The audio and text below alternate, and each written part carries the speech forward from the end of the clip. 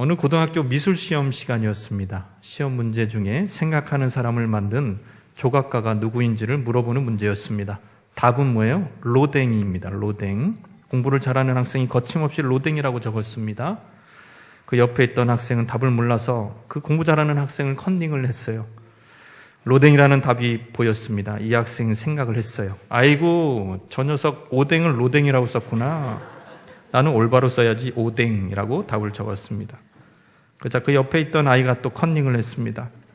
오뎅이라는 답을 보면서 컨닝한 것을 숨기기 위해서 오뎅의 다른 말인 덴뿌라라고 적었습니다. 그러자 그 뒤에 있던 녀석이 덴뿌라를 보고서 어묵이라는 답을 적었습니다. 정답을 적은 학생은 갑자기 바보가 되었고 로댕이 드디어 어묵으로 바뀌었다는 이야기입니다. 여러분, 이게 왜 이런 예화를 들었냐면 말씀드렸냐면 교회에서도 이런 비슷한 모습이 얼마든지 일어날 수가 있다라는 것입니다. 하나님이 이 땅에 세우신 기관이 딱 두 개가 있어요. 하나는 가정, 또 하나는 교회예요. 하나님이 가정과 교회를 통해서 하나님 나라를 세우기를 원하신 것이죠.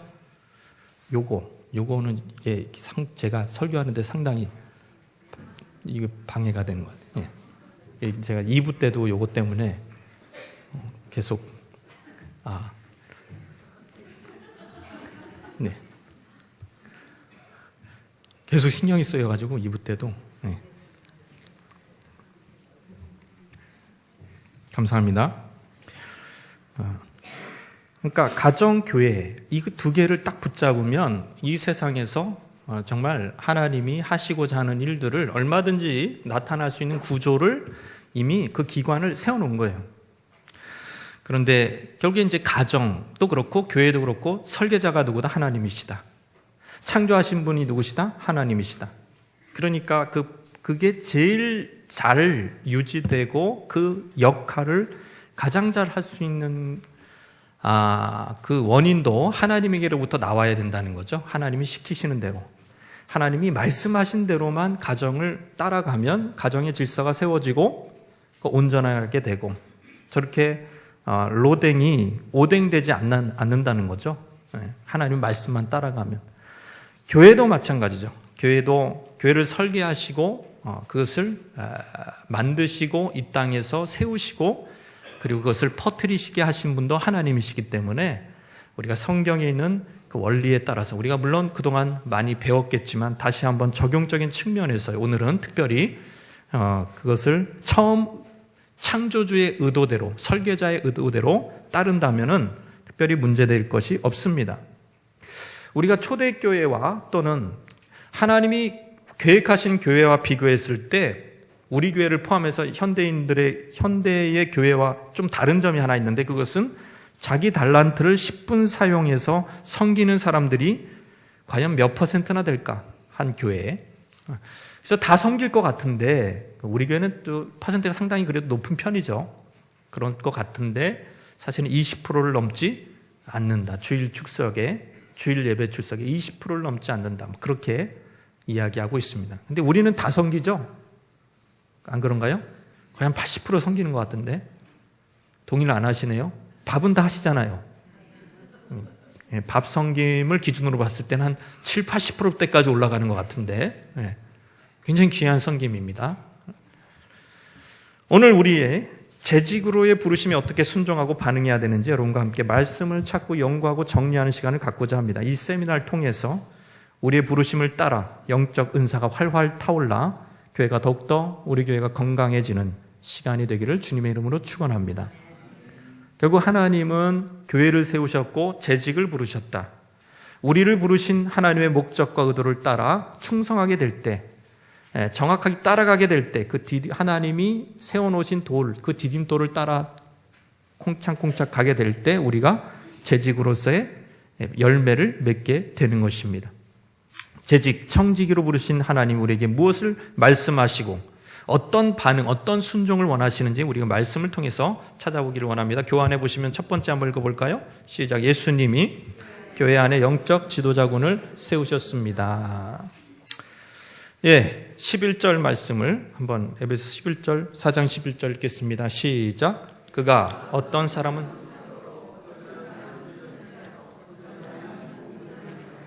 어떤 사람은 목사와 교사로 삼으셨으니 그랬어요.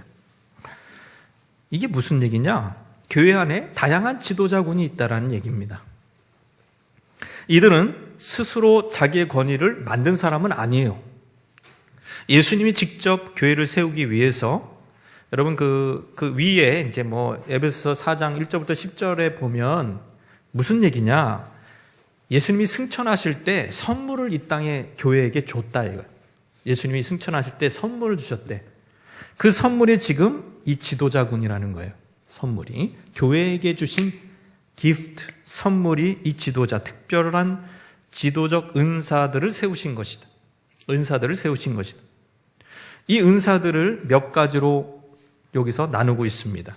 제일 리더십의 제일 은사적 직분을 얘기하면서 제일 앞에 뭐가 있습니까? 사도가 있고, 그 다음에는 선지자가 있습니다. 그 다음에는 복음 전하는 자 있습니다. 그 다음에는 목사가 있습니다. 그 다음에는 교사가 있습니다. 이렇게 5가지로 얘기할 수도 있고, 목사와 교사를 합쳐서 4가지로 얘기할 수가 있어요. 레이서 데드만이라는 분은 이 4가지 중요한 지도적 은사 직분에 관해서 이 4가지를 우리 몸에 빗대서, 왜냐하면 우리를 교회를 그리스도의 몸이라 그랬으니까 한번 몸을 비유해보자 해가지고 비유를 만들었어요. 몸 안에 4개의 시스템이 존재한다. 4개의 시스템. 사도 바울이 교회를 그리스도의 몸에 비유했으니까 우리도 4개의 시스템에 이 사도, 선지자, 목사, 복음 전하는 자를 여기 4개 시스템으로 우리가 한번 생각해 보자. 첫 번째는 골격 체계입니다. 골격 체계. 골격 체계. 스켈레톤 시스템입니다. 스켈레톤 시스템. 누굴까요? 골격 세우는 사람이 사도겠죠. 사도. 이 보냄을 받은 자, 하나님으로부터 보냄을 받은 자라는 어원을 갖고 있는 이 사도는 이 보내다라는 헬라에서 유래됐는데 특별한 위임을 받고 보냄을 받은 자, 사명 때문에 말이죠. 우리 몸으로 비유하자면 골격 체계로 볼 수가 있습니다. 12사도들이 있죠. 12사도들. 그렇죠? 하나님이 세우신 사도들의 그 터 위에서 우리 교회가 세워진 거잖아요. 그러니까 우리 교회에 원조를 쭉 따라 올라가면 결국 12사도까지 나온다, 안 나온다? 나오는 거예요. 사도들이 골격이라 이거예요. 그리고 사도들의 가르침이 있어요. 예수님의 가르침이 사복음서에 한정되어 있잖아요. 그 다음에 다 뭐예요? 13가지 바울 서신 다 뭡니까? 그 사도들의 가르침이에요, 그게. 예수님이 직접 임명하신 사도는 바울. 직접. 예수님이 부활하신 다음에 직접 임명하신 사도 유일하게 한 명. 그 전에 다 했지만, 그 가룟 유다가 거리 나가지고 마띠아를 세우긴 했지만은 사실 진정한 사도권은 바울에게 있는 거예요. 바울. 그러니까 바울이 그렇게 교회에 사실은 바울이 그 메시지를 전하지 않았으면요, 굉장히 교리적으로 튼튼하지 않았어요. 기독교회는. 바울의 서신서 때문에 굉장한 지금 체계를 갖고 있는 겁니다. 그런 사도들이 바로 기초를, 교회의 기초, 골격을 세우는 사람들이었다 이거예요.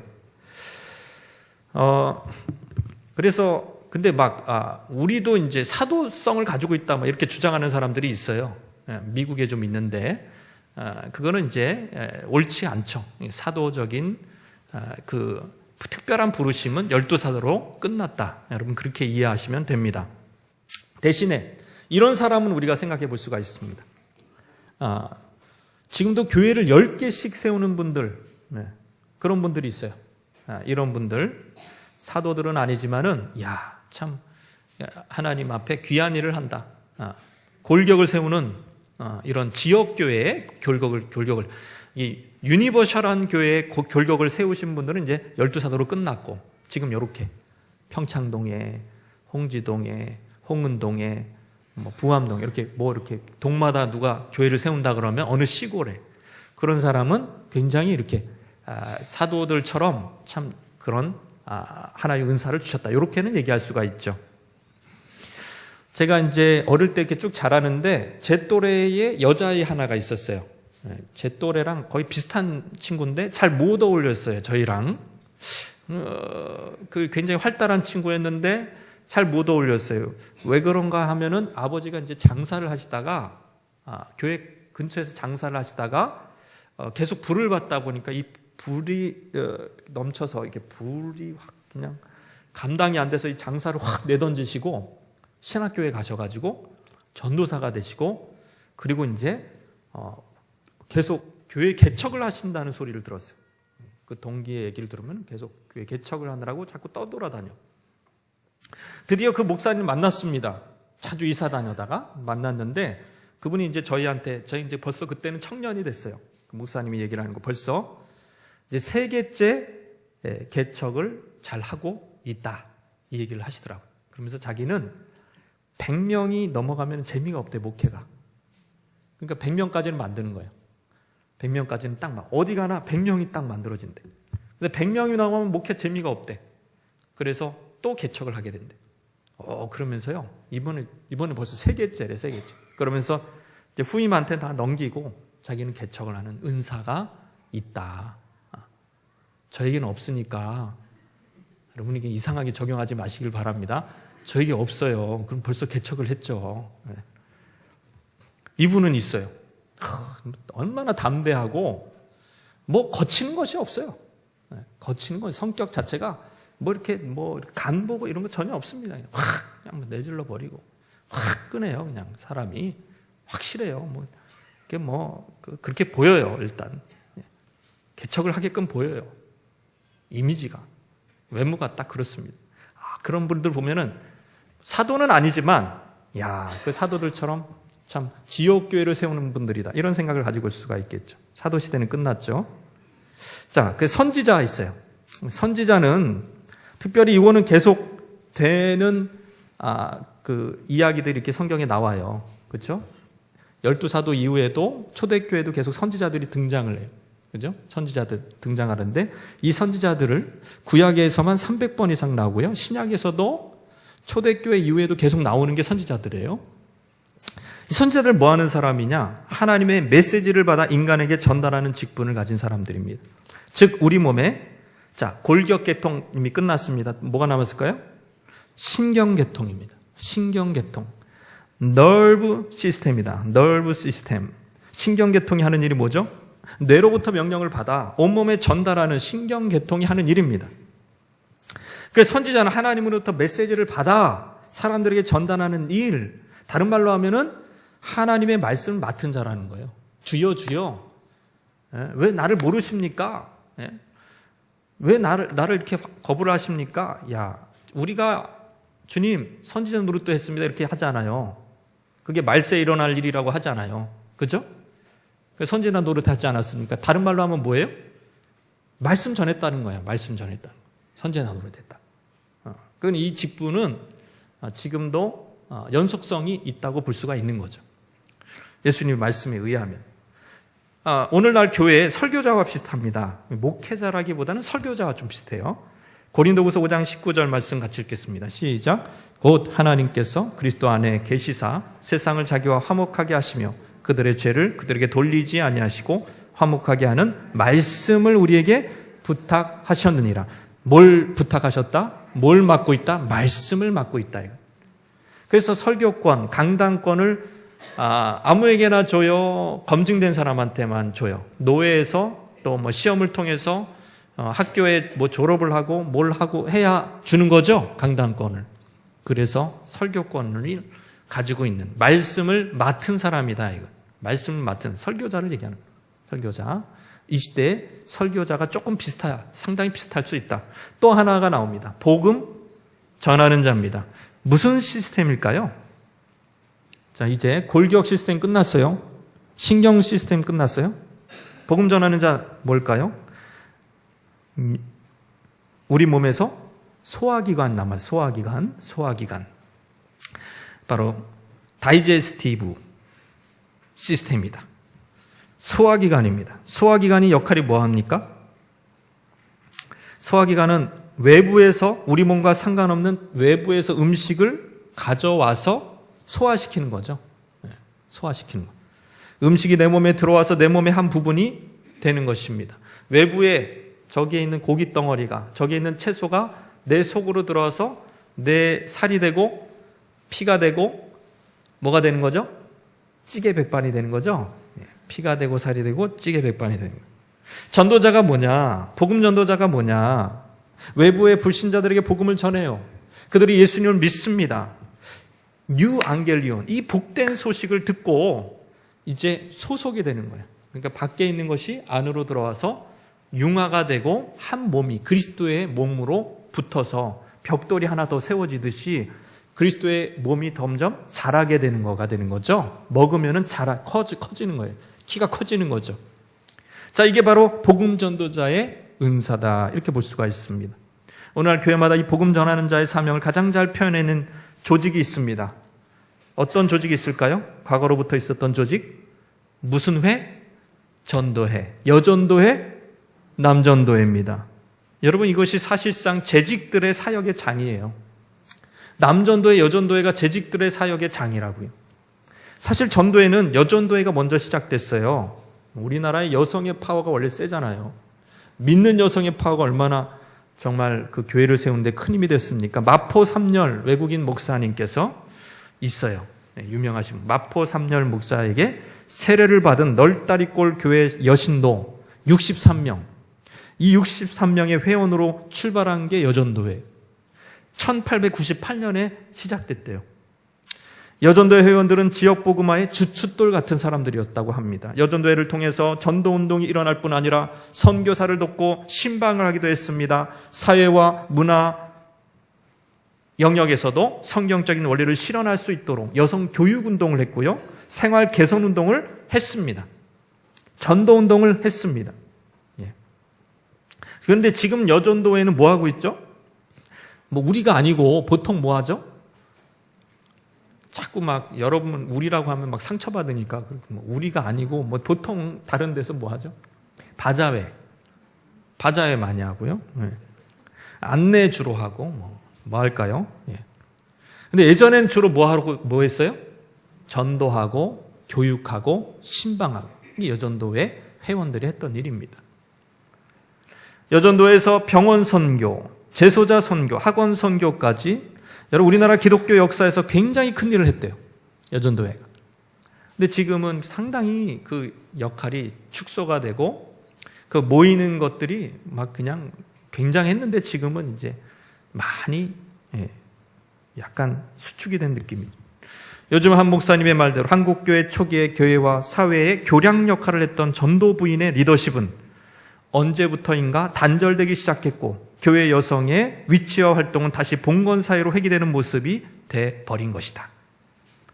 그래서 열심히는 하는데 그냥 침묵회 정도의 수준으로 전락한 것이 초기 전도회의 모습과 상당히 다른 부분이다. 남전도회도 마찬가지죠. 이름에는 그 목적이 담겨 있습니다. 우리의 여전도회, 남전도회가 뭘 해야 하는가? 재직으로서의 장인, 제 첫 번째 사역의 장인 전도에서 우리가 어떤 것을 해야 되는가? 전도, 영혼 구원, 복음 전파, 사랑 안에서 진리를 말하는 것, 아름다운 소식을 전파하는 것, 성령의 기름 부으심이 여러분 성령의 기름 부으심, 제가 이제 하경삼에서 늘 말씀드리는 거, 기름 부으심을 받고 싶습니까? 그런 기름 부으심을 왜 줘야 되는지 그 이유를 우리가 하나님 앞에 알려야 돼요. 너한테 왜 기름 부으심을 줘야 되냐? 하나님의 가장 최고로 좋은 게 기름 부으심인데, 돈이 아니고 기름 부으심인데, 하나님이 이렇게 이 기름 부으심을 왜 너한테 줘야 되냐? 왜 줘야 돼요? 하나님 나 전도해야 돼요. 이래서 주는 거예요. 그게 사도행전 1장 8절의 원리입니다. 기름 부으심을 왜 준다고요? 전도해야 되니까 주는 거예요. 전도하면 할수록 이웃에게 손을 뻗치면 뻗칠수록 거기에 기름 부으심이 났다. 그냥 아무것도 안 하는데 기름 부으심만 달라 그러면 그 어디다 쓰게 하나님이 주면 어디다 쓰게. 기분 좋잖아요. 그냥 그런 거는 기분 좋은 거는 텔레비 봐도 기분 좋아. 드라마 봐도 기분 좋고. 아니라는 거예요. 성령의 능력, 전도와 연관돼 있습니다. 자, 그런데 여기서 하나의 이 복음 전파자의 위치가 어느 급이라고요? 영적 은사자면서 지도급이라는 거예요. 이 지도자급이에요.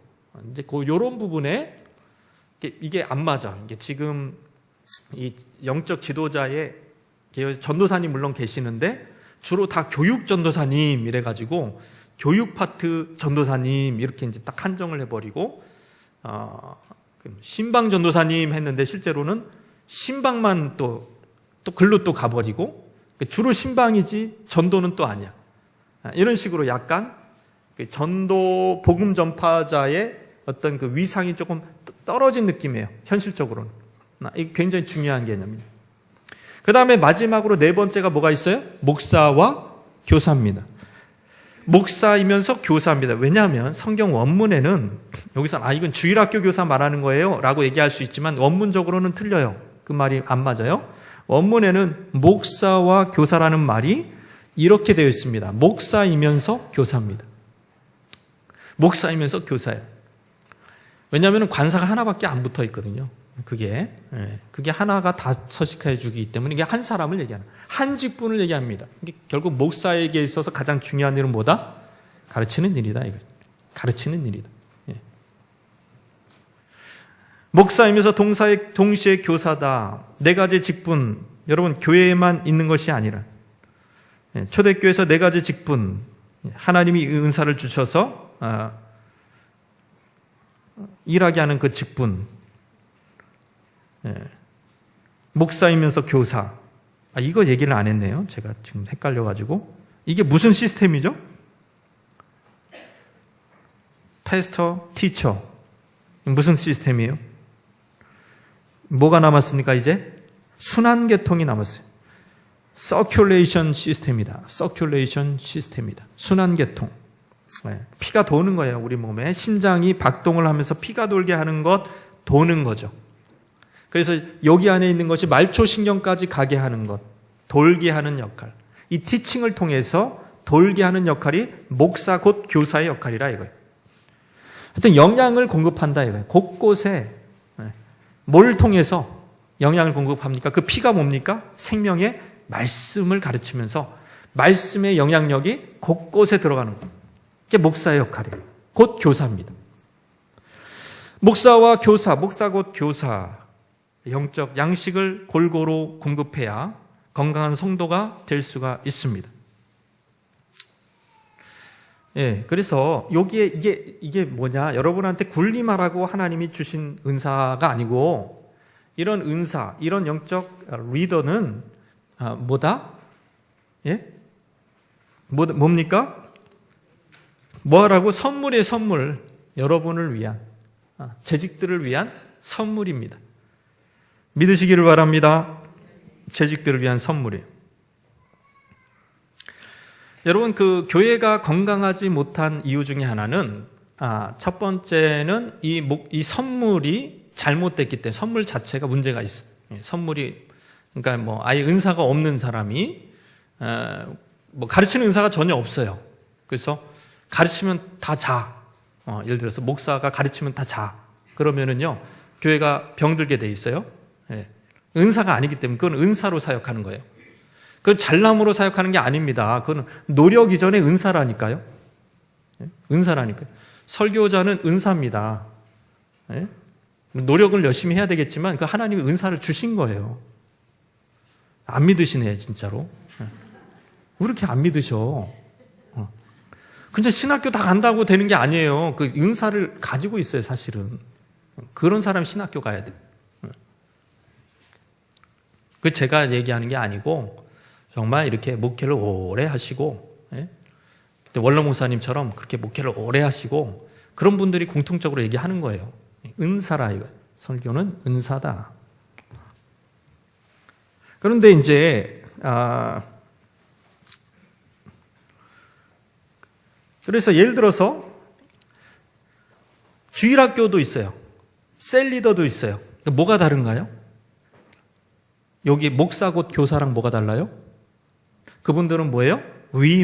교회의 권위로 위임을 받은 사람들이에요. 그러니까 이제 목사를 통해서 가르침을 배워서 또 교육자, 그렇죠? 전도사님이나 또 사역자들을, 교육자들을 통해서 또 가르침을 부서별로 배워서 또 그렇게 가르치는 거예요. 위임을 받았기 때문에 할 수 있는 겁니다. 저는 어디까지 되면은 이렇게 생각이 있냐면은 여러분이 1대1 정도를 이렇게 지금 이제 새가족부 우리 이제 교사들부터 해가지고 1대1이 점점 이제 확산되기를 원한 그런 계획을 갖고 있어요. 새 가족이 오면 교육자가 좀 가르치다가 몇 주 가르치다가 뭐 한 5주부터는 예를 들어서 새 가족부 교사가 직접 1대1로 그런 교재를 일부러 택했어요. 그렇게 할 수 있는 1대1로 할 수 있는 교재를 택했다고요. 더 좋은 교재도 있는데 그렇게 할 수 있는 위임이 됐기 때문에 할 수가 있는 겁니다.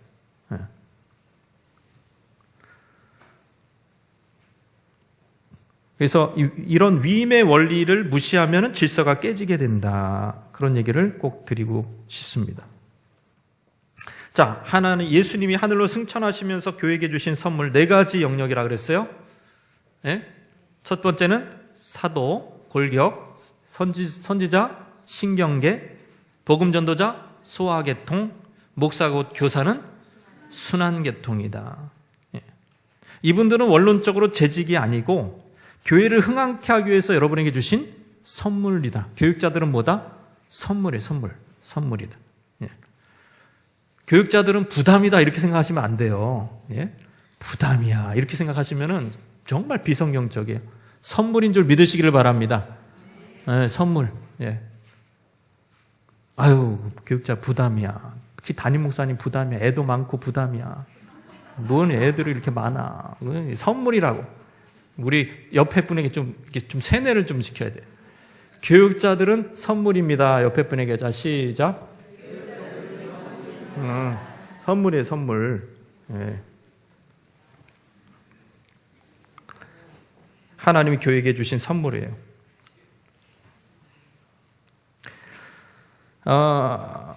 근데 이제 제가, 자, 보세요. 그러니까 교육자가, 설교자가 하나님의 메시지를 받아가지고 이거를 하나님의 뜻을 전하잖아요. 전해서 교회를 세우는 겁니다. 그러니까 은사기 때문에 이게 무슨 그가 학벌이 좋기 때문에 학위가 좋기 때문에 능력을 갖췄기 때문이 아니라는 거예요. 그렇게 이해하시면은 최고로 학벌 하버드 나온 사람을 뽑아야 돼, 항상 교육자는. 물론 하버드도 목사를 세우기 위한 기관이었지만 오로지 말씀을 맡았기 때문에 존경을 받는 겁니다. 그가 대단해서가 아니고. 예. 근데 이제 제가 느낀 거는 뭐냐면은 이게 이제 저는 말씀을 받아요. 예. 또 교육자들도 말씀을 받죠. 하나님이 우리 교회에 주신 말씀이 이것이다라고 이제 전하는데 주일 예배만 딱 나오셔. 그 오전 예배만 딱 나오셔. 중직자들이 오전 예배만 딱 나오셔. 그러면 어떻게 될까요?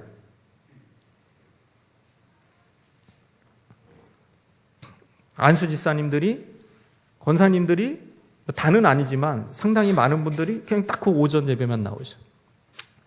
따라해봅시다. 사단이 장난치기 딱 좋다. 장난치기 딱 좋아요. 네.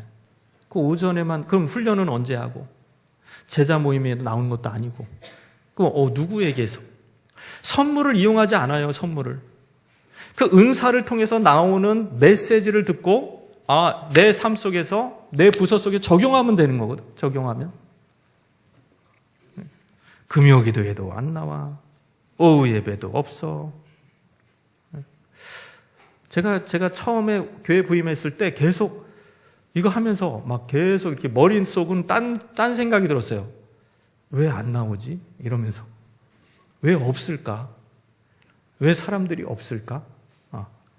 나는 우리 교회 이 메시지를 하나님이 하라고 내가 기도해서 얼마나 의지했겠어요. 처음 왔는데. 그래서 그런 메시지를 전하고 있는데 없어. 안 나와.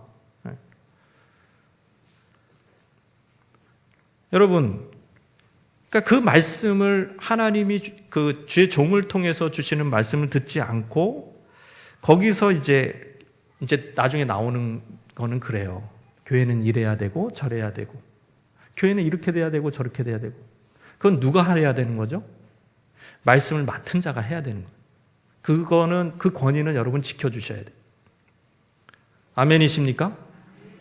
딴 걸 해야 하셔야지. 지금 할 게 얼마나 많은데 재직들이. 교회는 이래야 되고 저래야 되고. 하나님의 말씀을 그러면은 아예 그렇게 얘기하실 거면은 하나님의 말씀을 아예 정식으로 배우셨어야 돼요. 배우시고 거기에 대해서 교회론도 배우시고 신학교에서 뭐 다 구속사도 배우시고 다 배우셨어요. 그렇게 다 훈련이 돼도 여러분 그 목회 초년 때는 많이 부족해요.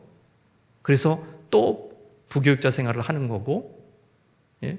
저도 부목사 생활을 14년을 했어요. 14년을 부목사 생활을 했어요. 해야 되는 거거든요. 그 저는 많이 좀 어떻게 보면은 그 메시지를 따라서 타이밍이 중요한 거예요. 타이밍이. 예, 타이밍이. 여러분 교회에 주시는 타이밍이 있어요. 제가 선교를 안 하는 사람이 아니에요. 저는 개인적으로도 지금 3명 정도를 후원을 하고 있어요. 그냥 개인 재정에서. 예? 그리고 계속 선교에 대해서 젊었을 때부터 청년 때부터 관심을 갖고 있었던 사람이에요. 근데 타이밍이 우리에게 지금 뭘 강조해야 되는 거예요? 우리 교회 타이밍을, 그러니까 그걸 누가 전달을 해줘야 되는 거예요? 은사자들이, 교회에 세우신 지도자들이 그걸 전달을 해줘야 되는 거예요. 다 중요하지, 성경에서. 다 중요해. 선교도 중요하고 전도도 중요하고 못도 중요하고 다 중요해. 그걸 어떻게 다 할 수 있냐요? 지금 이 시간에 온전히 다. 타이밍이 중요한. 그 타이밍을 딱 잡아서 얘기해 줘야 돼. 그 역할을 해줘야 되는 거예요. 누군가는. 그게 바로 교회 선물들이라 이거예요. 그럼 이 교회 선물이 도대체 무슨 역할을 하는지는 우리 3번에서 그 선물들로 인해서 재직들이 무슨 역할을 하는지는 3번에서 더 구체적으로 알고요. 두 번째, 재직들의 궁극적인 목표에 대해서 배우기를 원합니다. 재직들의 궁극적인 목표. 재직들의 궁극적인 목표가 뭐죠? 원래는 교회에 선물을 주신 궁극적인 목적입니다. 자, 첫 번째 뭐예요? 교회를 빌드업하도록 부르심을 받아, 세우도록 부르심을 받았다. 우리가 이렇게 청직이 재직 세미나로 모였는데 재직이 뭡니까? 법적으로 보면 예? 재직이 뭐예요? 구체적인 정의가 뭐예요? 재직 증명서 뭐 이런 겁니까? 재직 뭐예요? 재직 교회에 그냥 뭐 그 항존직 뭐 이렇게 다 치면 나와요. 항존직과 임시직 직원 전체를 재직이라 그러죠. 그러니까 우리가 아는 거예요. 집사, 거기엔 누가 있어요? 주로 권사, 장로, 목사, 다 이런 사람들이 뭐예요? 재직이다 이거죠. 재직이다. 어원의 의미를 보면 재직을 헬라어로 오이코노모스라고 얘기합니다. 오이코노모스. 이 한국어 신약 성경에는 이게 뭘로 번역되어 있냐면 재직이라고 번역되지 않고 뭐로 번역되어 있어요? 오이코노모스가 분명히 신약 성경에 있는데 그 뭘로 번역되어 있냐고요? 재직으로 되어 있지 않고 청직이라는 번역이 되어 있죠. 청직이다. 청직이. 그러니까 이거는 원래 관리자, 경영자를 얘기하는 겁니다. 재산이 많은 사람이 직접 재산의 출납을 관장하지 않고 고용을 합니다. 집사를 고용을 해요. 그런 의미예요. 그러니까 청직이 곧 재직이죠. 청직이는 곧 재직이고 바로 자기를 고용한 주인의 뜻대로 행동하는 사람이 재직이라는 거예요. 우리를 고용하신 분이 누구예요? 하나님이시죠. 예수 그리스도가 머리시죠. 그분의 뜻대로 우리가 교회 사무를 보는 것이 바로 청직이다 이겁니다. 주의 명령을 따라. 극한 직업이라는 영화 보셨습니까? 극한 직업. 우리 다 보셨죠? 안 보시는구나. 극한 직업은 다 보실 줄 알았는데 안 보셔요? 별로 재미가 없겠네요. 이거 얘기해봐야. 저 뒤에는 보셨죠? 네, 그래도 몇 분 보셨으니까. 주인공들이 모두 형사죠. 별로 성과가 없는 형사들이었습니다. 문제는. 그런데 범죄의 조직 아지트 앞에 치킨집을 차렵니다. 왜 차렸을까? 범인들이 치킨을 좋아하니까 치킨 배달을 통해 범인 잡으려고 차렸는데 결과가 어떻게 되었죠? 네, 대박이 났어요. 그 치킨집이 대박이 났어요. 수원 왕갈비 통닭이 대박을 치면서 이 형사들이 굉장히 바빴죠. 안 보신 분들을 위해서 이거를 이제 제가 다 설명을 또 해드린 거. 어차피 안 보실 거니까. 계속 안 보실 거죠? 여태까지 안 보셨으면 전혀 안 보실 것 같아요. 이제는 앞으로. 그러니까 제가 다 얘기해도 되는 것 같아요. 보니까. 자신들이 범죄자를 잡아야 하는 사람들 형사라는 정체성이 희미해지고 테이블 치우고 치킨 튀기고 주문 받으면서 원래 의도했던 대로 범인을 잡을 기회가 왔는데도 치킨집 운영하느라 기회를 날리죠. 놓칩니다. 예. 올인해, 왕갈비, 수원 왕갈비 통닭 만드는데 올인해 버리고 말았습니다. 치킨 튀기다가 결국 형사인지 치킨집 종업원인지 사장인지 헷갈리게 되었다. 뒤바뀐 순서. 우리는요, 청직이 재직으로 부르신 줄 믿으시기를 바랍니다. 이 순서는 어디서부터, 이 질서는 누가 정해주는 거예요? 하나님의 말씀, 하나님의 뜻. 그래서 이 마지막 주에는요, 여러분이 이제 그 자료를 좀 교육자들이 제공을 해서 우리 대표들이 각 집사님, 권사님, 장로님 대표님들이 좀 나오셔서 그거를 좀 헌법책에도 기록되어 있고 그런 책에 기록되어 있는 거를 좀 정리를 좀 직분별로 그런 시간을 여기 발표하는 시간을 세미나 마지막에 네 번째 주에 그렇게 가지려고요. 하나님이 말씀으로 돌아가자. 말씀에는 어떻게 기록되어 있는가? 우리 장로교 헌법에는 어떻게 기록되어 있는가? 그거대로 가야 되는 것이죠. 뒤바뀐 순서를 잡아서 하나님의 청지기로서, 재직으로서의 우리의 삶을 다시 한번 목적을 보자면 그것은 바로 교회를 세우도록 부르심을 받았다. 그래서 사실은 연약한 성도를 세우는 책임은 목사에게만 있지 않아요. 여러분에게 있어요. 재직에게. 할렐루야. 교회를 세우는 게 재직이기 때문에 연약한 성도를 같이 세워야 돼. 같이. 목장을 통해서나 신방을 통해서나 또 간호를 통해서나 또 방문을 통해서나 전화를 통해서 같이 세워야 되는 거예요. 이게. 근데 이제 제가 와서 특별히 느낀 거는 나보고 다 하래. 저보고 다 하래요. 다. 모든 거를 다 하래. 목사님이 다 하래. 알아서 다 하래. 우리는 구경만 하겠대. 저는 그런 느낌을 받았어요. 성도를 양육하고 신방하고 연약한 성도를 상담하고 세우는 일을 여러분 한 목회자가 할 수 있습니까? 여러분 상담 제대로 한번 해보셨습니까? 실제로? 제대로 상담 들어가면요. 그거 여러분 일주일에 한 2시간씩 1년을 해서 조금 결과 얻는 게 상담이에요. 그거를 목회자가 할 수 있을 것 같아요? 못해요, 여러분. 못한다고요. 그거를 배워서 상담 기법을 배워서 상담해야 될 분들이 지금 재직들이 해야 된다고요. 그걸 목회자가 그 은사가 있어도 그걸 하게 되면은 다른 데서 손해가 나. 다른 데서. 할 수는 있지만. 저도 이렇게 용납형이라 상담을 잘합니다. 그렇게 안 보이시죠? 용납, 이렇게 한 5주 정도는 그냥 용납만 해주면 돼. 그냥 들어만 주면 돼. 아무 얘기도 안 하고. 그럼 한 6주부터 이제 조금씩 얘기하면 되거든요. 할 수 있는 거예요, 재직들이. 교회를 세우는 일, 교회를 세우는 거. 교회를 세우는 거는 다른 말로 하면 누구를 세우는 거예요? 건물을 세우는 게 아니라 성도를 세우는 거라니까. 재직의 역할이라니까. 청직이. 자, 두 번째 13절에 있는 말씀인데 한번 읽겠습니다. 교회의 질적, 양적 성장을 위해 부름을 받았다. 13절 말씀입니다. 13절.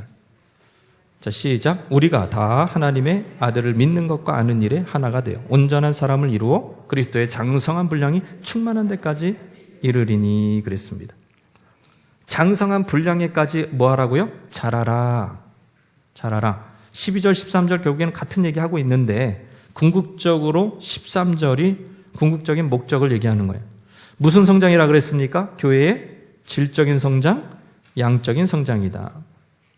각자의 그 은사적 위치에 있는 지도자의 메시지에 따라서 하나님께 받은 메시지에 따라서 각자의 위치에서 섬기다 보면 하나님의 장성한 분량에 이른다. 그것이 질적 성장으로 교회의 양적 성장으로 나타나는 것이다. 순서는 뭐가 먼저일까요? 뭐가 먼저가 되어야 합니까? 사실은 질적 성장이 되어야 되죠. 네. 사도행정적 교회도 마찬가지로 질적 성장이 되어야 되는 거예요. 사랑의 교회가 지금은 많이 손가락질을 당하지만 10년 전까지만 해도 우리 교단의 최고의 교회는 사랑의 교회고 존경받는 교회는 사랑의 교회지. 10몇 년 전만 해도. 그래서 모든 제자 훈련이나 이런 것들을 한국교회에 좋은 영향력을 줬어요. 그래서 사랑의 교회가 10년 동안 1000명을 못 넘었습니다. 오카는 목사님이 그 카리스마 넘치는 설교를 했는데도 1000명을 못 넘었어요. 그리고 뭐에만 했어? 뭐만 했어? 계속? 제자 훈련만, 제자 훈련. 그게 이제 막 질적으로 꽉 차니까 나중에 어떻게 해야 돼요? 폭발하기 시작합니다. 그게 원리예요. 질적 성장. 여러분 독일의 심리학자이면서 사회과학자인 크리스토퍼 샤크라는 사람과 실천신학자인 크리스티안 슈바르츠라는 사람이 오래전에 여러분도 이거 배우셨을 거예요. 여러분은 이게 자연적인 교회 성장 이거 명작이고 그 이후에 이 정도의 그런 작품이 안 나와요. 그렇게 오래됐는데 지금 이거 나온 지 20년이 됐는데도 지금도 이런 작품은 안 나와요. 너무 잘 만들어가지고. 큰 교회, 작은 교회, 성장하는 교회, 쇠퇴하는 교회, 박해하는 교회, 국가교회, 은사주의 교회, 비은사주의 교회, 알려진 교회, 잘 알려지지 않는 교회 다 조사를 했어요. 어느 정도로 조사를 했냐면 이 팀이 18년 동안 7만 개 교회, 500만 개 객관적 자료를 가지고 과학적 조사를 분석 방법을 가지고 교회가 성장하고 질적, 양적 성장하는 교회에 8가지 질적 특성 그런 것들을 개발을 했어요. 그 표준이 뭐냐 그거를 개발을 했어요. 왜 여기에 목숨을 걸었느냐. 여러분 이 생명체가 꽃이나 여러분 나무가 자연적인 조건이 맞으면 자라요 안 자라요? 성장해요 안 자라요? 질적인 조건이 맞으면 성장한다는 거예요. 그 원리예요. 교회도 그렇다 이거예요. 보니까 평신도를 양육하는 교회. 평신도를 양육하고 양육만 하는 게 아니라 위임을 해요. 나중에 양육한 사람에게 일을 위임을 해요. 목회자 일을 위임하는 교회고요. 첫 번째가. 두 번째는 은사 중심적 사역하는 교회. 은사를 중심으로 사역하는 교회. 세 번째가 열정적 영성을 가진 교회. 네 번째가 기능적 조직. 그러니까 실제로 기능하지 않는 조직은 다 없애버려요. 없어지고 그냥 기능하는 조직만 남아요. 기능적 조직. 다섯 번째가 영감 있는 예배. 여섯 번째가 전인적 소그룹. 일곱 번째가 필요중심적 전도. 가장 효율적인 전도는 필요중심적인 전도다. 그러니까 불신자를 가장 많이 만나는 횟수가 많아야 필요중심적 전도를 할 수 있다는 얘기입니다. 이게 여덟 번째가 사랑의 관계. 이 8가지 중에 하나라도 없으면 교회는 크게 성장하지 못한다. 교회는 성장의 동력을 잃어버린다. 이렇게 분석을 했어요. 다 있어야 된다. 어느 정도는 다 있어야 된다. 이게. 아예 하나가 그냥 확 빠져버리면 성장이 안 된다. 그래서 이 질적인 특징이 결국에는 교회의 양적 성장으로 간다. 여기서 여러분 이게 다 재직들이 할 수 있는 역할이에요. 은사, 평신도 양육은 은사, 교육자를 통해서 양육이 되면 재직들이 은사를 가지고 열정적 역성을 가지고 기능적 조직에 들어가서 거기서 일을 하는 거죠. 지금 우리도 기능적 조직들이 있잖아요. 그렇죠? 밥을 하시고 또 이렇게 노인봉사도 할 때 또 움직이는 팀이 있고 카페에서도 움직이는 팀이 있고 주차에서 움직이는 팀이 있고 안내할 때 움직이는 팀이 있고 새가족 할 때 움직이는 팀, 주일학교에서 움직이는 팀이 있고 또 뭐 여러 가지 팀이 있어요. 많이 있어요. 빠지신 분들은 섭섭해하지 마시기 바랍니다. 또 있어요. 막 여러 가지 다 있어요. 꽃꽂이 하시는 분도 있고 있어요. 그런데 그런 기능적 팀들이 다 평신도들이 재직들이 할 수 있는 거죠. 재직들이 필요중심적 정도, 이웃의 필요를 누가 할 수 있어요? 거기 가까이 사는 재직이 하는 거죠. 재직이. 그래서 이런 질적 성장을 하면 당연히 영적 성장이 따라온다는 얘기입니다. 그러면 이제 중요한 것은 어떻게 재직들이 교회를 세웁니까? 자, 3번 읽겠습니다. 시작. 재직들은 어떻게 교회를 세워가야 합니까? 1번. 먼저 영적 은사를 통해서 건강한 재직으로 성장함으로써 세워간다 이거. 그러니까 성도에서 재직으로 갈 때 뭘 받아야 돼요? 은사의 역할을 받아요. 그 은사는 결국 말씀이에요. 그럼 말씀 맡은 자, 설교자, 또 교회에 세우신 목회자를 통해서 이게 은사의 은사. 말씀이 은사니까 결국에는. 이 말씀을 통해서 건강한 재직으로 그냥 성도가, 평범한 성도가 뭘로 변화된다? 재직으로 성장해야 된다. 그렇게 하면서 그 성장 자체가 교회를 세워나가는, 자신의 성장이 교회를 세우는 중요한 일이다. 그래서 제가 왜 이 얘기를 하나, 에베소 4장 12절을 봅시다. 이는 뭐의 성도를 온전하게 하며, 여기까지. 그러니까 온전하게 하는 사람이 누구예요? 주체가 뭐예요? 교회에게 주신 네 가지 선물이 그걸 한다는 거예요. 그러니까 온전해지는 주체는 누구예요? 성도가 온전해요. 그러니까 온전한 건강한 재직이 된다는 겁니다. 건강한 재직. 결국 몸의 중요 체계들이 제 기능을 감당하게 되면 연쇄 효과로서 다른 지체들이 건강해지는 것처럼 재직들이 몸의 요소의 중요한 기능을 담당하고 있습니다.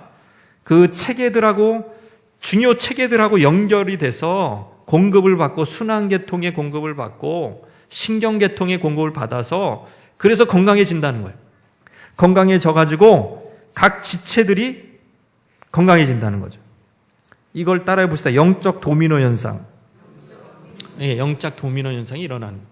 이게 일어나는 거예요.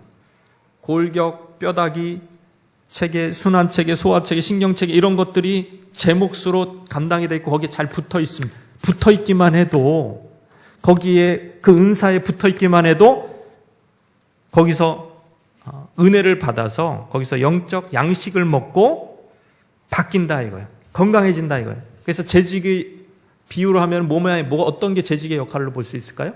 어떤 사람은 눈의 역할을 감당하는, 어떤 사람은 귀계, 어떤 사람은 목소리. 성가대는 목소리 같아. 아무리 봐도 목소리의 역할을 감당하는 성가, 찬양대는 눈. 예? 눈이 맑아져요. 순환계통, 신경계통 잘 연결되어 있으면 눈 맑아져요. 코가 막 뚫려서 냄새도 잘 맡습니다. 이가 튼튼하게 됩니다. 귀가 잘 들려요. 각 지체들이, 이 재직들이 효과적으로 몸을 더 건강하게 만드는 거예요. 건강해지는 거예요. 그래서 따라서 하나님의 선물을 충분히 이용하시기를 바랍니다.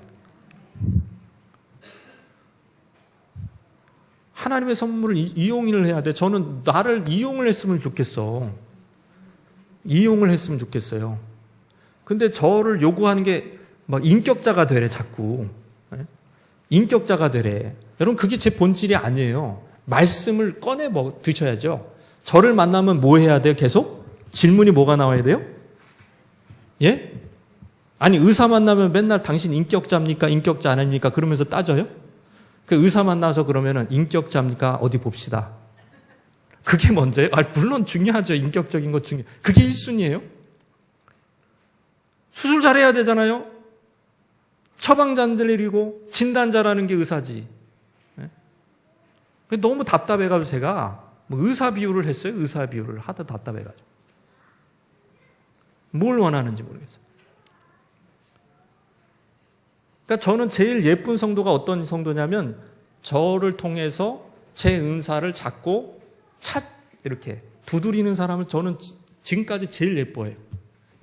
여태까지 제 목회 사역하면서 계속 말씀 달라고 그러고, 도대체 이 말씀이 무슨, 여기서 내 상황이 이런데 이 말씀이 당신이 가지고 있는 여태까지 해석 체계를 가지고 한번 이거 진단을 해달라. 그럼 제가 이렇게 얘기를 해줍니다. 두런두런 얘기하다 보면은 저에게도 하나님이 주신 은사가 있어서 말씀을 가지고 해석을 해줘. 그러면 이제 풀려져. 그 기뻐해요. 그 문제가 해결돼.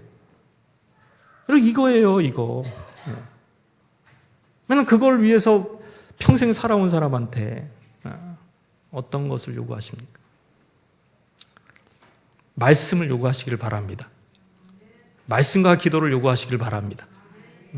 말씀과 기도를 요구해요. 말씀과 기도를.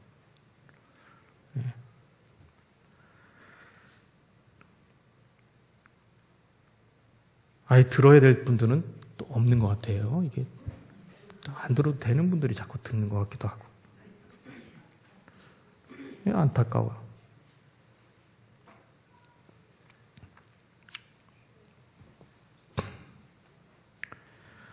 그래서 여러분이 충성스럽게 평일의 예배들, 수요 예배, 주일 오후 예배, 또 금요 기도회, 또 여러 가지 예배, 말씀 듣는 자리에 자꾸만 나와도, 그 자리에만 나와도 건강해져요. 적어도 흔들리지는 않아. 뿌리를 딱 내리고 붙어있기 때문에 순환계통, 신경계통 이런 거에 딱 붙어있기 때문에 흔들리지가 않아요. 여러분이 그런 분들이에요. 할렐루야. 그 흔들리지 않아요. 근데 거기에 없으면 자꾸 흔들려요, 이게. 안 붙어 있으니까. 지체가 피가 공급이 안 돼. 산소가 공급이 안 돼요. 그거를. 어떻게 할 수가 없어.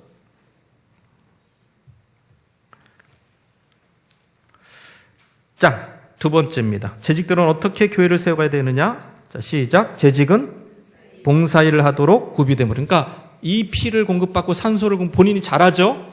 건강해지죠? 그런 다음에 뭐 해요? 이제 봉사일을 하게. 두 번째, 12절. 이는 성도를 온전하게 하며 봉사의 일을 하게 하며.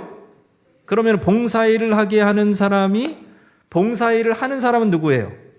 지금 이 은사자들이에요? 그러니까 목회자들이에요? 설교자들이에요? 아니면은 재직들이에요? 재직이 하는 겁니다. 봉사의 일을 하게 하며. 잘 보셔야 돼요. 원어적으로도 이거는 여러분 얼마든지 제가 증명해 드릴 수 있어요. 봉사의 일을 하는 사람은 누구예요? 재직이 하는 것입니다. 그 박스에 있는 걸 읽어보겠습니다. 시작. 예수님 교회의 영적 권위를 세우신 목적은 재직들이 봉사하기에 적당하도록 훈련시키기 위함입니다. To equip라는 단어가 있어요. 구비돼야 됩니다. 봉사하기에 구비되도록. 그 재직이 그러면은 준비가 된 거예요. 예. 어떤 집에 이사 신방을 요청을 해서 갔더니 아무것도 없어요, 집에. 뭐 소파도 없고 뭐 그림 한 장도 안 걸려 있고. 여러분의 집이 그랬다는 얘기 아니라 제가 좀 기억에 나서 그런 거예요. 옛날에. 예전 뭐 아주 옛날도 아니고. 그래서 집을 왜 이렇게 아무것도 없어요. 그랬더니 편하잖아요. 그러는 거예요. 편해요. 편해. 막 이러더라고요. 그래서 진짜 특이하시다. 아무것도 구비돼야 되는데 그래도 뭐 집 같으려면 뭐 있어야지 좀. 예. 있어야 되잖아요. 또 어떤 분은 자기 집 신방을 해달라고 해서 갔더니 문을 여니까 공사 중이야.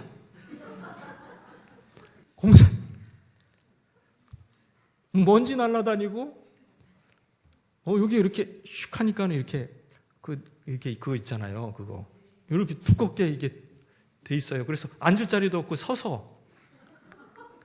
그래서 좀 마스크 쓰고 예배 드려야 되는데 이분 왜 이러시나 그랬더니 이제 미리 와서 어차피 들어갈 건데 몇 개월 후에 들어갈 건데 미리 와서 기도를 해주셔야 된다는 거예요. 그래서 물론 마음은 좋은데 거기 좀 건강이 다 상하는 것 같더라고요. 거기서 이렇게 찬양을 막 부르는데 건강이 좀 안 좋아지는 느낌이 들어서 굉장히 또 그것도 기억에 남는 신방이었습니다. 구비되지 않았잖아요. 다 구비돼야 되는데 그러면 못 써요. 봉사일을 하려면 재직들이 구비돼야 될 줄 믿습니다. 그래 어느 정도 성통도 받쳐주고. 예. 그 성품이라는 게 별게 아니에요. 뭐 두 집 살림 하지 말고 뭐 그런 거잖아요. 성품이라는 그런 거잖아요. 성경에 뭐 있어요? 술에 임박이지 말고 뭐 그런 거지. 예? 무슨 성품을 원해요? 그런 거잖아요. 술에 임박인 사람 그런 사람 하지 마라. 예. 그 술 없이면 난 못 살아. 그래 맨날 말할 때도 혀 꼬여가지고 말하고 이런 거 피하는 이런 정도는 피해줘라. 그런 거 아닙니까? 예? 두 집 사람 하지 말고 그런 거 아니에요 다. 예? 그런 거 성경에 보면 연구를 해보시기 바래요. 집사 거기 할 때 몸의 기능이 허약하면은요 얻어맞고 다녀요. 예. 세상을 변화시키는커녕 얻어맞고 옵니다. 그래서 영적 은사를 통해 결국 말씀을 통해 온전하게 될 뿐만 아니라 이제는 어떻게 돼? 봉사의 일을 하도록 구비되어야 한다.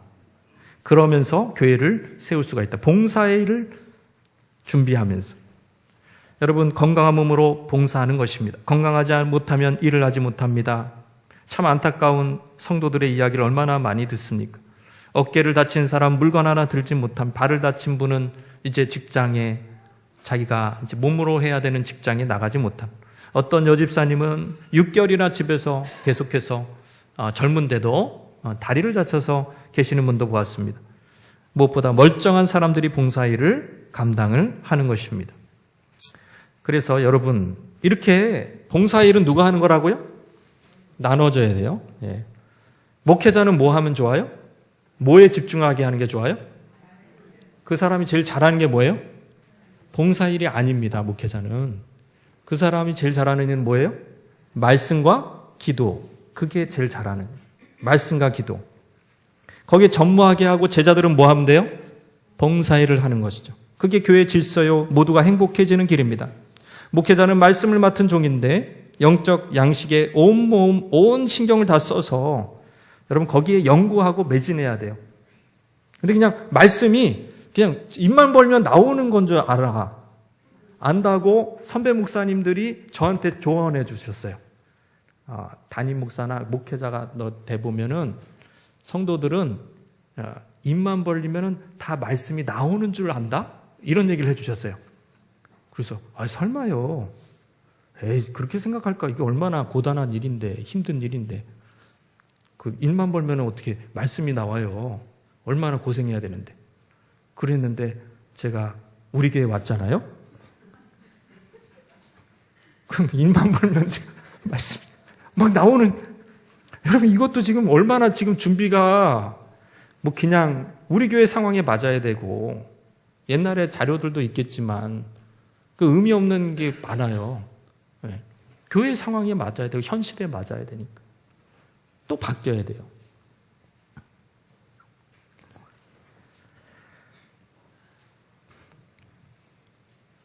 목회자가 물론 영적 양식뿐만 아니라 정서적 양식, 육적 양식도 제공해주면 좋죠. 저 재미있게 하고 따뜻하게 하고 친절하게 하고 차도 채워주고, 목회자가 차도 채워줘. 막 물건도 들어주고 운전도 해주고 옷 걷어붙이고 일도 잘해주고. 어떤 목사님은 포장이사를 하는데 어떤 성도가 포장이사 하는데 이렇게 짐 들어주고 왔다고, 일해주고 왔다고 딱. 예. 그러면서 이제 이런 거 딱 힘줄 막 이런 거 보여주고 나 일해주고 왔다고 막. 그 성도가 그렇게 좋아해요. 좋아한다고. 우리 목사님이 포장이사 이거 이사하는데 너무 힘든데 오셔서 이렇게 이사까지 도와주시고 막 너무 좋아했대요. 그러면서 너무 자랑을 하는 거예요. 그래서 기도 많이 하고 꿀송이 같은 말씀 전해주는 것보다 청소 잘하고 현수막 잘 달고 손잡아주면서 듣기 좋은 말 해주고 정서적인 평안을 주고. 그러면 영적 양식은 도대체 어떻게 될까요? 수준이 높아질까요? 떨어질까요? 당연히 떨어지죠. 네. 봉사의 일입니다. 이런 모든 것들이 성도들이 돌아보는 것들이 봉사의 일인데, 이것은 여러분 이번에 분명히 이 말씀대로 합시다. 재직의 일입니다. 봉사의 일은 뭐라고요? 재직의 일이에요. 목사가 정서적, 육적, 좀 덜 영적인 것에 자꾸 우선순위를 두고 사역하면 성도들은 그런 목사를 칭찬하고 좋아하지만은 교회 전체로 보면은 그게 병드는 길이에요. 병드는 길. 목사는 영적 양식을 공급하는 데 일에 부름을 받았습니다. 말씀을 요리를 해야 돼요. 그냥 말씀 막 이렇게 전하라 그러면 저도 얼마든지 전하겠어요. 이렇게 있는 그대로 그냥. 예? 얼마나 쉬워. 그냥 요리해야 돼요. 요리사가 돼야 돼. 요리를 잘하려면은 어떤 최고의 요리사한테 어떤 대우를 해줘야 되죠? 최고의 요리사를 모셔왔어요. 여러분이 좋은 음식을 원해요. 최고의 요리가 나오게. 데코도 잘 돼 있고 맛도 있고. 근데 막 운전도 시키고 청소도 시키고 요리시설도 고치게 하고 손님도 맞으라 그러고, 요리사가 나중에 뭘 나올 수 있겠어요, 그게? 그 요리가? 형편없지.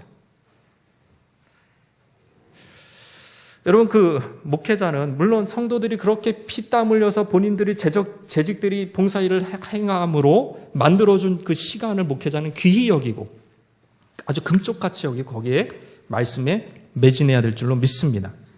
설교 한 편, 주일 설교 수준 한 편 만드는데 몇 시간 걸린다고 생각하세요, 여러분? 좀 더 쓰세요, 5시간. 네, 일단 20시간은 넘습니다. 20시간 넘어요. 20시간 밑에짜리는 없는 것 같아요. 이게 뭐 자랑하려고 하는 게 아니고 그냥 그렇게 제대로 요리를 하려면 그 정도 시간이 기본으로 들어요. 얼마나 연구를 해야 돼요. 다른 부교육자들도 마찬가지입니다. 이렇게 설교를 준비하는 과정 고독하고 외롭습니다. 동굴 안에서 철저히 하나님과 둘만 남아야 되고요. 무엇보다 시간이 가장 우선순위가 되어야 됩니다. 왜냐하면 하나님 주시는 말씀을 바르게 전해 주어야 하기 때문에. 성도를 사랑하는, 목회자가 성도를 사랑하는 최선의 방법은 말씀을 잘 먹이는 거다. 저는 그렇게 믿습니다. 바르게 내가 말씀을 깨달아 말씀을 잘 먹이는 게 최선의 사랑이다. 우리 교회는 어떻습니까? 여러분 보면은요, 우리 교회는 좀 안타까운 점은 맨날 봉사하시는 분들만 봉사해요. 봉사를 안 하신다는 게 아니라 봉사하시는 분들만 봉사하는 것 같아요. 정해져 있어요. 그래서 봉사하시는 분들은 나중에 어떻게 돼요? 번아웃이 되는 것 같아요. 봉사하시는 분이 없는 게 아니라 꽤 있는데, 근데 그분들한테 일이 몰려 있어 지금. 그리고 다른 재직들, 특별히 젊은 중직들은요, 제가 볼 때는 지금 여기 계시는 젊은 중재직들은 아니에요. 지금 열심히 하시는 분들인데, 많은 중직들이 그게 안 해. 제가 볼 때. 물론 하시는 분도 있죠. 여러분, 운전 하나 부탁할 사람이 없습니다. 안수 집사님 몇몇에게 부탁해도 운전이 안 돼요. 그런 상황이에요. 부교육자들 지금 하는 거예요, 다. 부교육자들. 아니면 장로님들이 하시고. 주차 봉사할 수 있는 분이 없어요. 없어요. 찾아봐도 없는 것 같아요. 장로님들하고 연구 많이 했는데 안 되는 것 같아요, 이것도. 늘 봉사하는 분들만 봉사합니다. 다른 재직들이 없는 것이 아닌데 일하는 사람만 죽으라고 일합니다. 재직들이 일을 안 하니까, 다 해야 되는 재직들이 안 하니까 교회 전체를 관리 감독해야 되는 장로님들이 뻘뻘 땀 흘려 일하고 있습니다. 영적으로 목회자만큼 깨어서 성도를 위해서 기도하고 신방해주고 영적 케어를 해야 될 분들이거든요. 그리고 이제 재정과 여러 가지 교회 큰 그림을 컨트롤하는 분들이 그냥 맨날 그냥 바닥에서 일하고 계셔. 이걸 제 기도 제목 중에 하나예요. 이거 어떻게 해야 되나, 이거 도대체. 다수의 재직들이 아직. 그래서 제가 이제 새 가족도요, 막 이렇게 오라고 막 해가지고 교사에 막 한 분 집어넣었어요. 언제 지금 1년도 안 된 분을 하라고 막 이렇게 한 달 동안 막 해가, 한 달이 뭐야. 근데 어떻게든 허락을 해주셔서 교사 그룹에 들어갔습니다. 이제는 재직은 봉사일을 직접 행함으로써 교회의 일을 세워가야 될 줄로 믿습니다. 보세요. 이는 성도를 온전하게 하며 봉사일을 하게 하며 그리스도의 몸을 세우려 하심이니라. 이게 막 폭발적으로 들어요. 이제 봉사일을 보면서, 그 일을 하는 것을 보면서 나도 하고 싶다라는 마음이 들 정도로 그렇게 이제 모든 재직들이 봉사일에 더 열심을 내시는, 물론 뭐 이런 말을 하기가 민망할 정도로 열심히 하시는 분들이 꽤 있어서 제가 좀 부담을 갖고 얘기 드립니다. 그러나 함께 우리 재직들, 재직 이상 특히 중직들 여기 많이 계시는데 봉사일을, 물론 내가 은퇴를 했음에도 불구하고 교회를 위해서 기도하며 또 섬기고 특별히 신방해 줘야 될 성도가 누군가 여러분이 잘 보시면서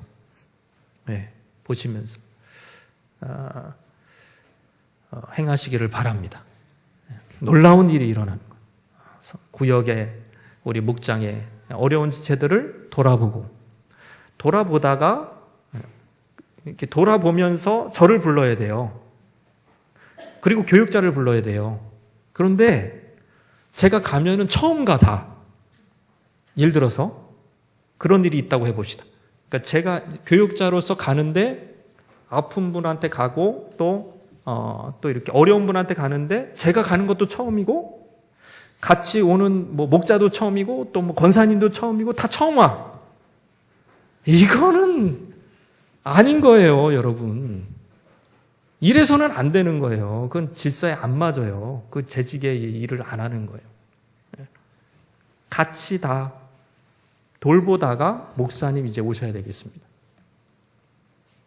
제가 가야죠. 그러면은 신방 효과가 배가 돼요, 배가. 아무 준비가 안 돼 있는데 가는 거예요. 신방 받을 준비가 안 됐는데 가. 그러면 안 되는 거죠. 이해가 되십니까? 네. 그렇게 해야 되는 거예요, 사역은. 그래서 그런 하나님의 말씀의 교육자들의 그 말씀의 은사를 마음껏 막 끌어서 사용하고 그거를 이렇게 막 이용하시고, 그리고 봉사의 일은 특별히 물론 장로님들은 지금까지 이제 막 권사님들, 장로님들, 또 오래된 권사님일수록 제일 많이 일하시는 것 같아요, 장로님들.